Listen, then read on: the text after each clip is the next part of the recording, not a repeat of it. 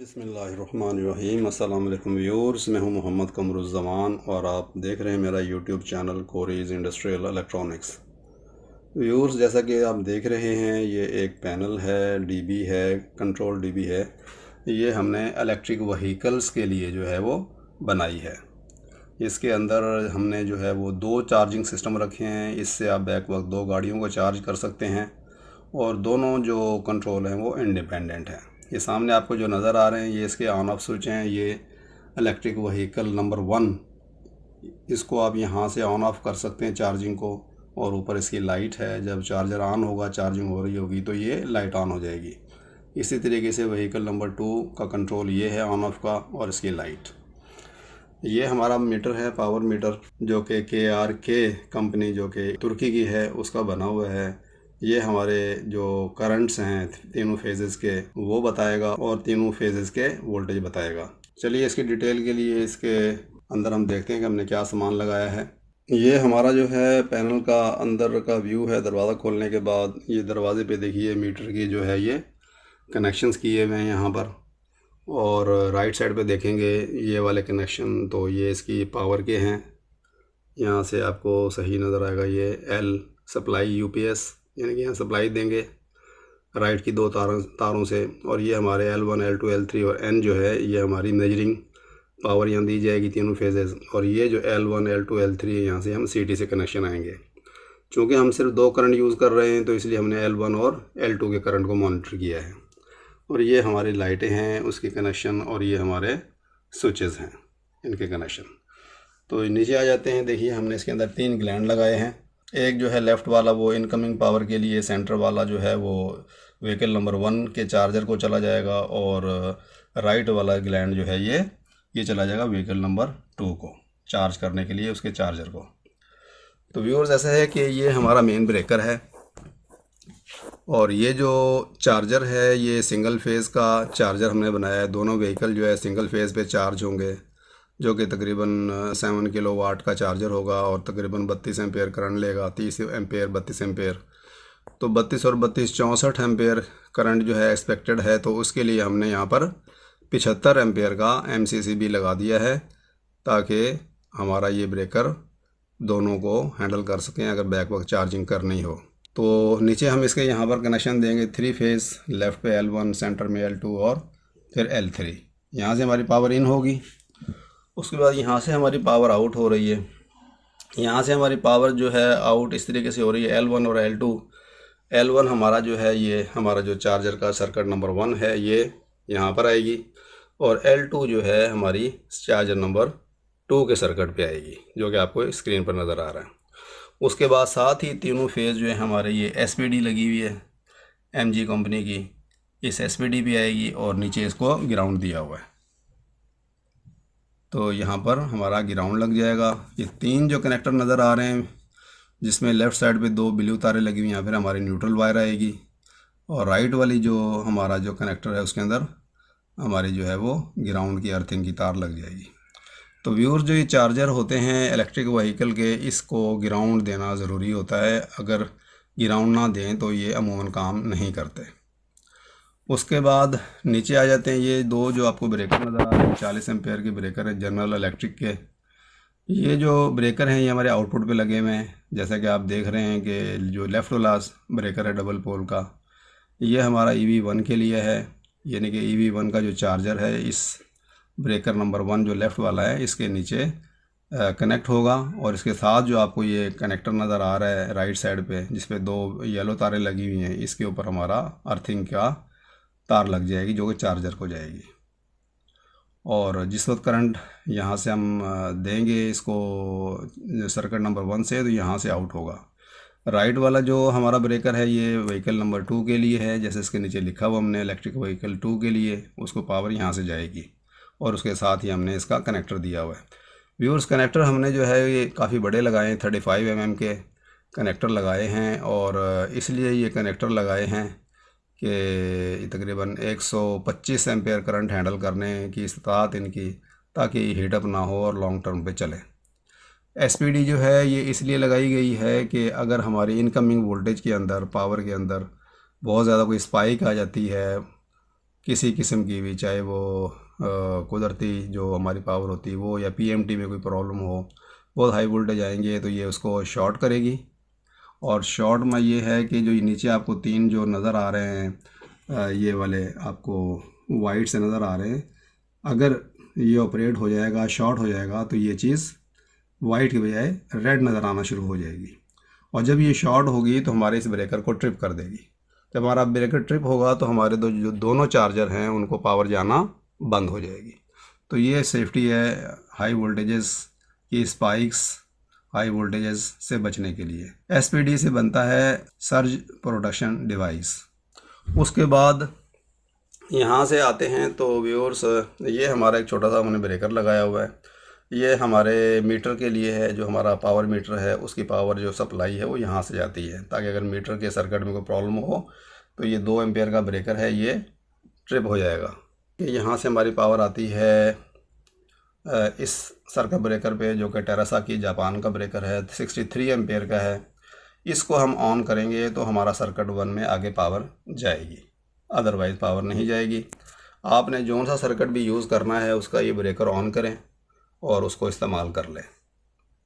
इसको ब्रेकर को ऑन करेंगे, सर्किट आपका ऑन हो जाएगा। फिर फ्रंट पैनल पे जो ऑन ऑफ का स्विच है उसके ज़रिए ऑन करेंगे, आपकी चार्जिंग स्टार्ट हो जाएगी। और फ्रंट पे हमने इसीलिए ऑन ऑफ के स्विच रखे हैं ताकि आपको बार बार डीबी खोलनी ना पड़े। उसके बाद ये सीटी आपको नज़र आ रही है, ये 60 एम्पेयर की सीटी है, यानी कि 60/5, यानी कि 60 एम्पेयर इसमें से गुजरेंगे, जो कि अंदर आपको ये देख रहे हैं कि येलो कलर ब्राउन कलर की तार है, वो उसमें से हमारे चार्जिंग का करंट गुजरेगा, जो कि तकरीबन 30 एम्पेयर होगा, 32 एम्पेयर होगा। तो जब वहाँ पर 30 एम्पेयर होगा तो यहाँ से तकरीबन जो है वो 2.5 एम्पेयर के इर्द गिर्द ये जो तारें हैं ब्लू वाली यहाँ से जाएंगी, क्योंकि जो हमारी रेशियो है वो 60/5 की है। तो तकरीबन जो है ना 30 एम्पेयर गुजरेंगे, तो 2.5 एम्पेयर यहाँ से गुजरेंगे, और वो ये 2.5 एम्पेयर जो हमारी इस पावर मीटर पे यहाँ पर आ जाएंगे। तो ये जो हमने सीटी लगाई हैं ये हमने सिर्फ़ और सिर्फ करंट की मॉनिटरिंग के लिए लगाई है। फ्रंट पैनल पे करंट आपका चार्जर के ऊपर ही मॉनिटर हो रहा होता है, लेकिन हमने यहाँ पर भी फैसिलिटी दे दी है इस मीटर के ऊपर कि हमारा करंट यहाँ भी नज़र आता रहे, मॉनिटर होता रहे। तो ये 2 सीटियाँ हमने लगा दी हैं। तो ये 2 सीटियाँ हमने लगा दी यहाँ पर। उसके अलावा चार्जिंग से इसका कोई ताल्लुक़ नहीं है, सिर्फ ये मॉनिटरिंग के लिए है।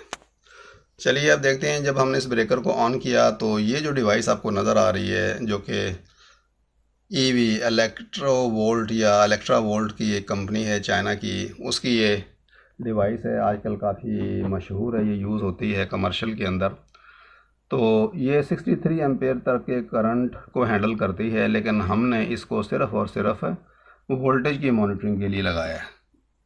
यानी कि इससे हम जो है सर वोल्टेज मॉनिटर करेंगे, अंडर वोल्टेज और ओवर वोल्टेज। अगर उस वोल्टेज में कोई प्रॉब्लम होगा, वोल्टेज अप एंड डाउन होंगे, उस लिमिट को क्रॉस करेंगे, तो ये हमारी जो है वो ट्रिप करवा देगी हमारे सिस्टम को।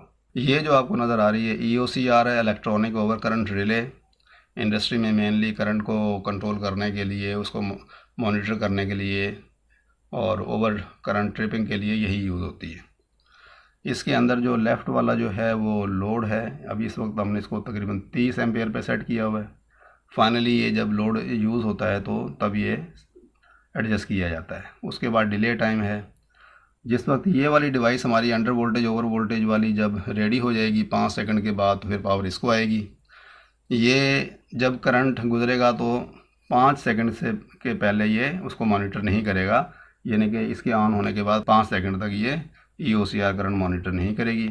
उसके बाद ओवर टाइम हमने रखा हुआ है तकरीबन 1 सेकंड। अगर आपका करंट 1 सेकंड तक इस लिमिट को क्रॉस करेगा तो ये आपके सिस्टम को ट्रिप कर देगी। सिस्टम की ट्रिपिंग क्या है कि आपका ये कोई मैग्नेटिक कॉन्टेक्टर जो है इसको ऑफ़ करा देगी।